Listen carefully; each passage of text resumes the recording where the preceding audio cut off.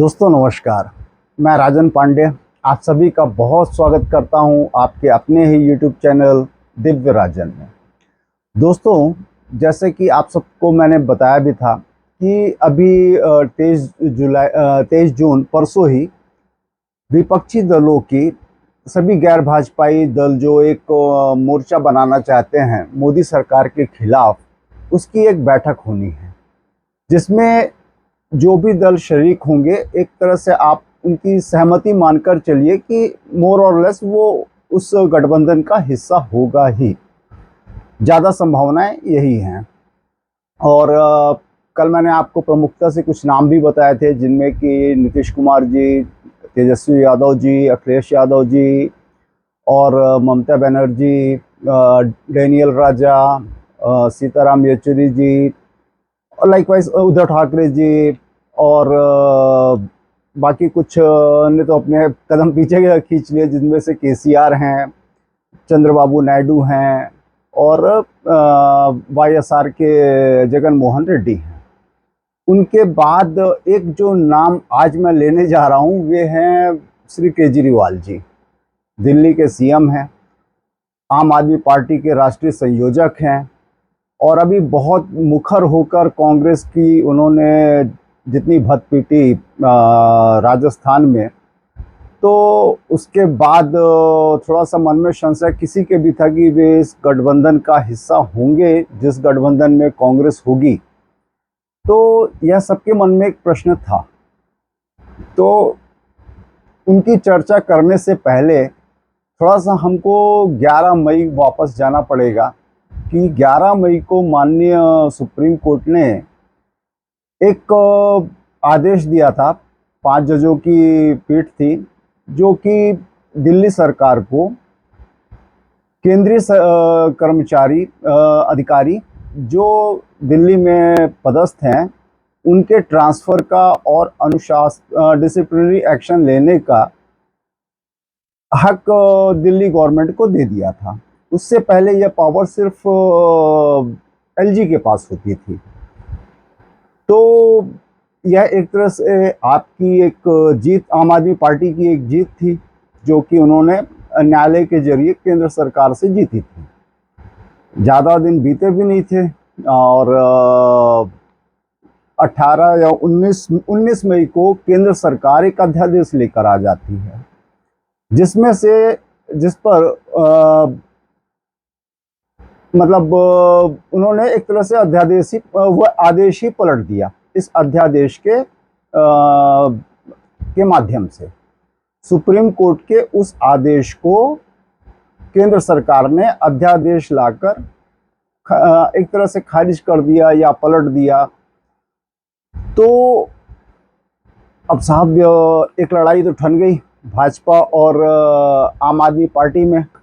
आम आदमी पार्टी ने कोई कोर कसर नहीं छोड़ी यह बताने में कि यह असंवैधानिक है, दिल्ली की जनता का अपमान है और इसके बड़े गंभीर परिणाम होंगे। गंभीर से मेरा आशय यह है कि उन्होंने एक अपना एनालिसिस रखा कि अगर ऐसे ही केंद्र सरकार सुप्रीम कोर्ट का भी आदेश नहीं मानेगी तो वो दिन दूर नहीं जब 33 राज्यों में 33 स्टेट्स में भी केंद्र सरकार के ही का ही रूल चलेगा, वही नियंत्रित करेगी सब चीज़ों को गवर्नर से लेफ्टिनेंट गवर्नर्स के माध्यम से। तो यह एक अध्यादेश जो है यह आम आदमी पार्टी ने अपने प्रतिष्ठा का चिन्ह बना लिया। अब बना लिया सो बना लिया। अब अभी आप इस अध्यादेश का परसों 23 जून को होने वाली विपक्षी दलों की मीटिंग से क्या संबंध है? तो साहब संबंध ये है कि नहले पे दहला मारते हुए अरविंद केजरीवाल जी ने एक शर्त रखी है कि इस अध्यादेश पर सबसे पहले उस विपक्षी दलों की मीटिंग पर चर्चा हो और सहमति बने कि सभी विपक्षी दल इस अध्यादेश का, जब यह लोकसभा राज्यसभा में आएगा उस समय पर इसके खिलाफ में वोट करें। तो साहब इसका क्या आशय है? आशय सीधा सही है साहब कि ऐसा होता है तो अगर थोड़ी देर के लिए मान लिया जाए कि सभी विपक्षी दलों ने हामी भर देते हैं, सहमति जता देते हैं और दोनों सदनों में, लोकसभा और राज्यसभा की सदनों में इसके इसके खिलाफ वोट कर देते हैं, तो मैसेज क्या जाता है? मैसेज साफ सीधा सा एक ये जाएगा कि आम आदमी पार्टी प्रमुखता से विपक्षी दलों का एक तरह से नेतृत्व कर रही होगी, जो कि आज की तारीख में, मैं बार बार कर्नाटक चुनाव को लाता हूं, तो कर्नाटक चुनाव के परिणाम आने के बाद कांग्रेस किसी भी स्थिति में इसे स्वीकार नहीं कर पाएगी, ना करेगी, क्योंकि मैं बार बार कहता हूं कि यह it's not a full fledged revival of Congress, but Congress को एक बहुत बड़ी एक बूस्ट मिली है। कर्नाटक चुनाव परिणामों ने बहुत बड़ा एक बूस्टर डोज दिया कांग्रेस को। तो कांग्रेस, मुझे नहीं लगता कि आम आदमी पार्टी का किसी भी प्रकार से, हालांकि दिल्ली में ही आम आदमी पार्टी के खिलाफ कांग्रेस मुखर रही है इस अध्यादेश को, या किसी भी प्रकार से, खासतौर पे उनके नेता अजय माकन, उन्होंने तो स्पष्ट कहा था कि कांग्रेस का आपके साथ जाना या किसी भी प्रकार से समर्थन करना एक तरह से बहुत बड़ा आत्मघाती कदम होगा। अब जबकि हर कोई यह जानता है कि कांग्रेस के विकल्प के रूप में ही आम आदमी पार्टी सब जगह अपने पैर जमाई है, फिर वो चाहे दिल्ली हो या पंजाब हो। इवन कि जो गुजरात में भी जो इलेक्शंस हुए थे, अगर आपको याद होगा, तो कांग्रेस का एक जो वोट बैंक है उसमें बहुत बड़ी सेंध लगाई थी, तो आम आदमी पार्टी ने लगाई थी। और आज भी कहीं पर भी अगर किसी को कांग्रेस का विकल्प जब नहीं मिलता है कोई, तो मेरा ख्याल है कि वो आम आदमी पार्टी के साथ ही वह वोट बैंक जाता है। तो यह एक बहुत बड़ा धर्म संकट रहेगा कांग्रेस के लिए कि क्या वो आम आदमी पार्टी के इस प्रस्ताव पर विचार करे या सहमति दे, अन्यथा अपने आप को अलग रखे। अपने आप को अलग रखने से मतलब हो जाएगा फिर कि क्या विपक्षियों में फिर वो एकता वाली जो प्रश्न चिन्ह होता है वो बहुत मजबूती से लग जाता है। साथ जाती है तो अपने ही सदस्यों को कांग्रेस नाराज करती है, क्योंकि वे जमीन से जुड़े हुए नेता जानते हैं कि अगर कांग्रेस को किसी ने सबसे ज़्यादा कमज़ोर किया है तो वो बीजेपी ने नहीं, आम आदमी पार्टी ने किया है। और आम आदमी पार्टी का साथ देना मतलब एक तरह से आत्मघाती कदम रहेगा। और आप इसको यूं भी ले लीजिए कि एक तरह से अरविंद केजरीवाल जी ने राहुल गांधी जी के सामने एक बहुत बड़ा चैलेंज भी रखा है, क्योंकि जिस प्रकार से अभी जितने भी उत्साह में कांग्रेस और कांग्रेसी कार्यकर्ता हैं कर्नाटक चुनाव के परिणाम आने के बाद, ऐसी कोई भी भूल कांग्रेस अगर समर्थन करती है तो उन कार्यकर्ताओं को बहुत ज़्यादा हतोत्साहित करने जैसा रहेगा कि जिनके लिए वे, जिनको बोलते हैं ग्रास रूट लेवल के वर्कर्स, उनके लिए यह एक बहुत धक्के जैसा रहेगा। क्योंकि अभी जो चुनाव, विधानसभा चुनाव होने हैं बाकी स्टेट्स में, पहले भी नाम बता चुका हूं, तो कांग्रेस को भाजपा से ज़्यादा तो आम आदमी पार्टी से लड़ना पड़ेगा। क्योंकि अगर कांग्रेस के वोट बैंक में कोई सेंध लगाता है तो आज यह एक तरह से एस्टैब्लिश्ड फैक्ट है कि वो आम आदमी पार्टी लगाती है, ना कि भाजपा। जितने वोट कांग्रेस के कटेंगे वे मोस्टली अधिकांशतः जाते हैं आम आदमी पार्टी को, हालांकि कर्नाटक चुनाव एक एक्सेप्शन था।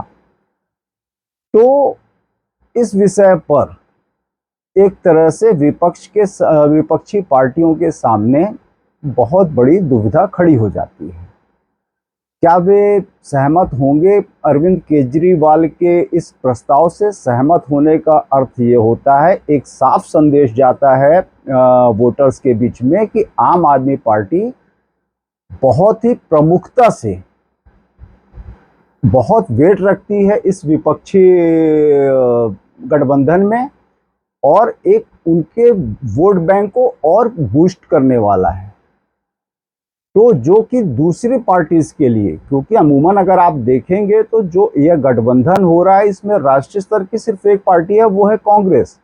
बाकी सभी आप क्षेत्रीय दल ही पाएंगे, फिर चाहे वो ममता दीदी की तृणमूल कांग्रेस हो, सीपीआई सीपीआईएम हो, या स्टालिन जी की पार्टी हो, या उद्धव ठाकरे जी की शिवसेना उद्धव गुट हो, या अन्य एनसीपी शरद पवार जी की पार्टी हो। यह सब एक क्षेत्रीय दल हैं जिनका अपने प्रदेश के बाहर कोई वैसा अस्तित्व नहीं है।